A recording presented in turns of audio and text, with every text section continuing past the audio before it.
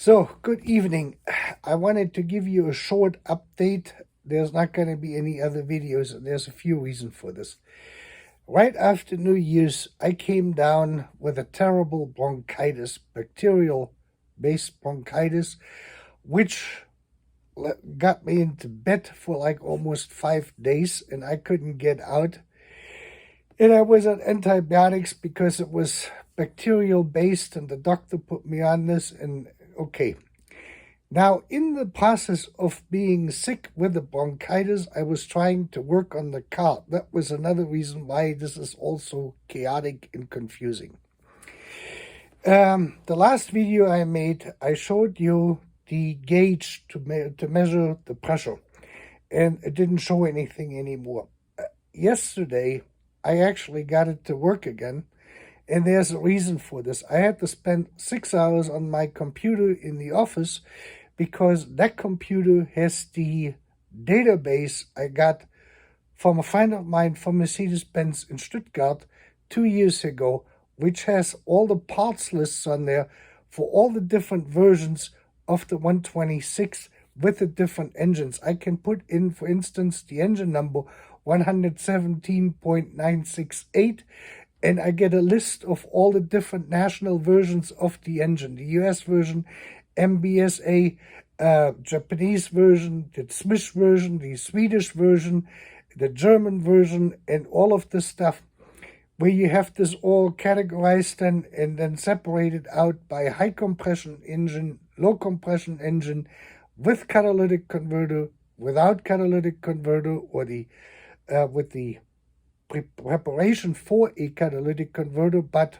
leaving the factory without one, with a retrofit option. Basically, they all came with a retrofit option.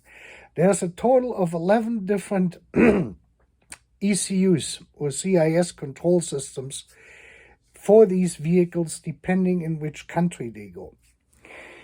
In this process, by sifting through this, I found out, because the parts list I have there also has the information on the parts for which or up to what engine or chassis or transmission number they were used, and at what month and year they were changed if they were replaced. I hadn't really looked into this because part of the entire catalytic converter system on this vehicle is the EGR, the exhaust gas recirculation.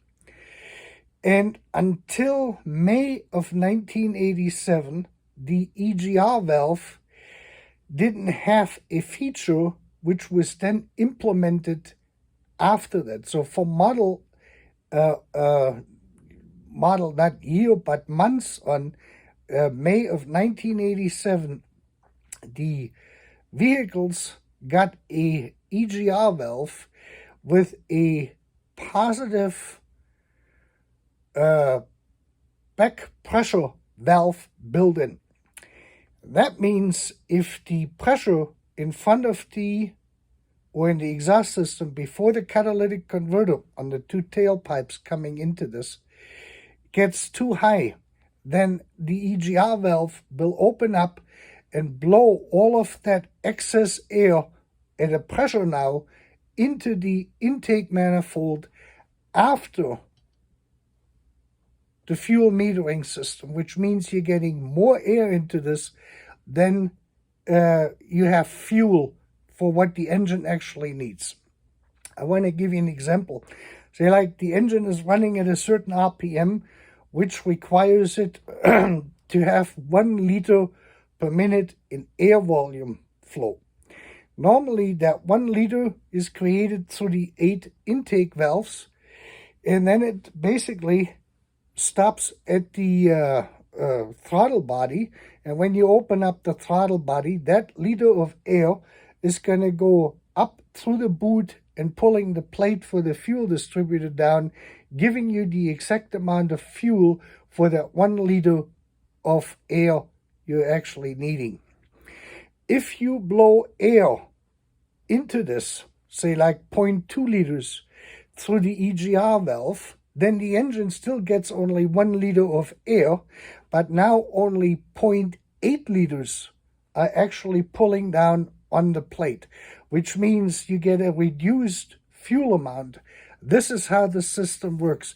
And the way I found this out was I had to look at the Swiss version of this vehicle, of that particular car with the 117.968 engine, because the Swiss vehicles, by their code requirements in the 1980s, had to have a test port right on the exhaust manifold where the EGR valve mounts to it. That is a tube, probably a 1/4 inch in diameter, where you can hook up that particular metering unit or a metering unit I have, like what I showed in the video, to measure the back pressure. And that is to verify that the valve actually opens up at about 1.25 psi, or right around 0.12 bar. That is a very small back pressure. They implemented this, as I found out, to protect the engine exhaust part, the heads itself, the valves and everything else internally to the heads, from any back pressure, because the temperature is extremely high when the operating temperature is reached, the exhaust gases get high. And the way this works on this particular model is that the two exhaust rails come together before the catalytic converter with this crosslink on this version, and that means that the flow rate is different on each side because of the distance the exhaust has to travel. So there is always a under pressure present, because the driver's side or the passenger side, the right side in this case on the engine, the exhaust side, travels faster, it has a shorter distance. The exhaust side on the right-hand side of the engine, in our case the driver's side, has the longer travel distance. So there is an under pressure because the shorter side will create a under pressure on that side to begin with. That means under normal circumstances, the EGR valve, which is operated through the vacuum from the not the distributor, but the throttle body through the thermal switch, is usually activated at 50 degrees Celsius and above, and at about 2500 RPM it will open up, and then the vacuum created will take out the exhaust into this. But when you have a positive pressure, like in this case, it will open up automatically. The way you can test this on this engine is really simple, by disconnecting the vacuum and running this up. You will see that the EGR valve actually is opening up, and this is why I did not get any more pressure on the gauge when the engine reached 50 degrees or higher, because at that point the spring inside that mechanism of the EGR valve, which also operates as a bimetal, actually opens this thing up with reduced pressure. So when the EGR valve is cold, when you first start the car and the exhaust gases are not as hot yet, and the exhaust system hasn't heated up, then the spring has more pressure. That means it would take more pressure to open this up. And this is why I can rev the car up to 2500, and the gauge actually shows then 1.5 to 2 psi. If the engine is, or the EGR valve is really cold, I will go all the way up to 3 psi. As warmer this whole thing gets, is less pressure it takes for that expansion valve, for this back pressure valve to open up internally in the EGR valve. And it does not take any vacuum to actually operate this. They did this to protect the engine, and these are called positive back pressure EGR valves. They have negative back pressure EGR valves and positive back pressure EGR valves. The replacements now we can use are the ones which start with the 201 part number. And those are like all for the 90 models 5-liter engines and the six-cylinder engines, you can use that. They have the exact same fit and same functionality. Prior to this, and all the Series 1 W126s had a different EGR valve which would not open up, where you have actually a build-up of exhaust pressure and heat inside the head, which can lead to either blown head gaskets or to other internal damage in the heads itself. On this engine I have, and anyone who has a engine, either the 4.2 liter or the 5.6 liter, after May of 1987, should have the new EGRs or the new style EGR valves installed, which have a positive back pressure relief valve built in. That's the story. So when I get back, so now I got over the bronchitis, thank God, as you can see. And I got the car now parked because I had to send that stupid muffler they sent me instead of the catalytic converter back to Rock Auto. That is now on the way back there, and hopefully they're going to send this out over here. Today, on top of everything else, we are supposed to be getting 10 inches of snow. So far, we have gotten only rain, and all of this rain has started to freeze, which means everything is covered in ice at the moment. So I thought today I wanted to do the video and actually show you this and explain this on the engine. That is not possible until the weather improves, and then I can actually show you this. But this is basically why these engines behave the way they do. I have one concerned viewer who has a 380 SEC. That is a Series 1 Type 126. And here we have, first of all, the K-Jetronic, where the warm-up regulator, which is the 068 Bosch type warm-up regulator, can cause the same kind of phenomenon that you're basically running out of steam in the engine if the bimetal is not, or the switching points are not adjusted correctly. I referred that viewer to the video series for Clay's 450 because he got already the KA Jetronic with the frequency valve in the 068 warm-up regulator in his version. That was the first version of 450 SEL, which they utilized that newer KA or K Jetronic system on it. Now let me tell you one more thing about this with the catalytic converters.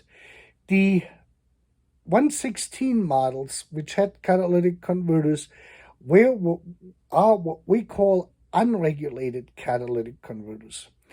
The first series 126 have regulated catalytic converters. That is with the frequency valve trying to change this in the oxygen sensor. Then came the KE Jetronic, which is a two-piece catalytic converter, which we call a regulated three-way catalytic converter. And with these cars, like the Japanese version, since I studied now all of this stuff, the Japanese are the only ones who had required by law back then for their vehicles that the catalytic converter was to be monitored from overheating. When the catalytic converter starts to clog up, the gases build up in front of the honeycomb, and that will increase the temperature because it can flow out, so the temperature will be higher of the exhaust gas accumulating in that chamber. That can destroy actually the catalytic converter that the honeycomb itself breaks down. The Japanese cars, all of them, from whenever they were introduced with their specifics, I think from 1985 on, they had to have a 2 temperature sensor monitor built in with an additional control light. The Swiss versions, since 85, had to have that extra tube coming out to attach a pressure tester to it. And again, that pressure tester is present at all vehicles, whether it's a 6-cylinder engine or 8-cylinder engine, on the side where the EGR is installed, and it comes out right underneath out of the exhaust manifold itself, right before the EGR valve connects basically on the other side, on the bottom side of it. So you can test exactly the pressure at the entry point to the EGR valve on the Swiss version of this vehicle. So, and then of course, it is always helpful to know when people post something, if you post something, I have a problem with my car, is I need to know what year, what model, what mileage. The best thing is if you can post the VIN number with it, because then I can actually decode the VIN number and I know what engine you got in there. I know what national version it was in the first place and your transmission. So this gives me a much better idea of what you actually got as a vehicle. This vehicle, or the engines, especially the 117 engine, came in a high compression, low compression, and then in 9 different country configurations for different destinations, with catalytic converter and without catalytic converter, and with 5 different horsepower ratings. And in order to even get a grip on this, and like I said, is on the Japanese ones, they have additional electronics in there to monitor the actual pre-temperature going into this, the exhaust gas temperature besides the oxygen sensor. And the Swiss have that extra pipe, and I haven't looked what the Swedish version had or what other national version had. So I need to know this. If you have any questions, I'm happy to help you. I just wanted to get this off and get you sorted out because it kind of looked like a little bit chaotic, which it isn't. It just took me the time to get well enough to actually work through all of this and put this all together into a video. In the next video I'm going to make, hopefully the catalytic converter is going to be here, and I can then show you again on how this works with the gauge, why this shows something when the engine is cold and why it stops showing any pressure because of that back pressure release valve in the EGR valve I have installed on my car. And I hope that explains it, and I hope you were able to watch this for 17 minutes. And believe me, this is the only channel where you get this kind of insight into your favorite vehicle. And with that, you have a great evening.